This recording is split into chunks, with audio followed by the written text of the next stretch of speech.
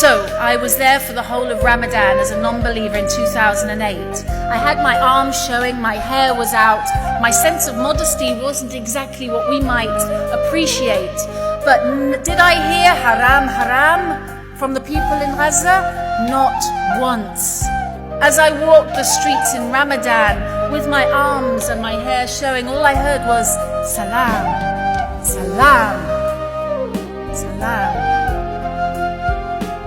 One night, I was visiting a very poor family.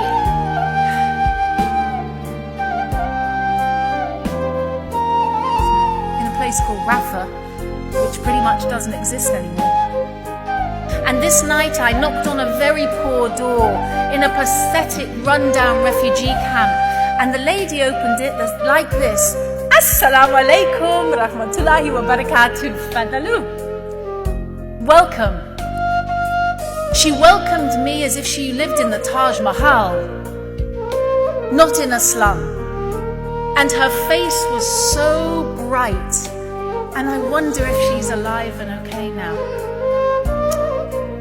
Her face was so bright, and I know now the word for it is nur. Her face was full of nur. And I went into her home, and what was her home, brothers and sisters? One single cement room. Cement floor, cement walls, and nothing in it at all. Nothing but some old mattresses that she, her husband, his parents, and their children all slept on at night. And I felt angry at this Islam. I couldn't understand, why would people fast? Why would any deity make people go hungry who were already hungry? And I said to this mother of Rafah refugee camp, why do you fast in Ramadan? What is the point? You say your God makes you do without food for 30 days, but on day 31 you have no food.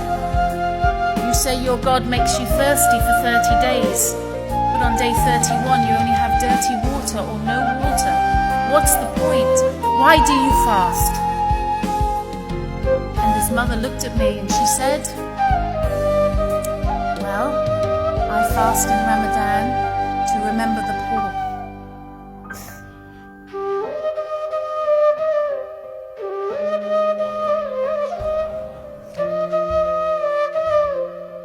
She had nothing, and I couldn't understand it. How could she be fasting for other people? How could she remember other people's poverty when she had nothing?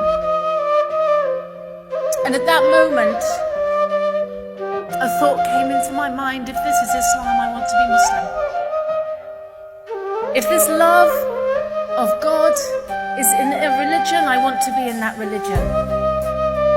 If this love for your fellow human being, even at your moment of hardship, if this is a religion, I want to be in that religion.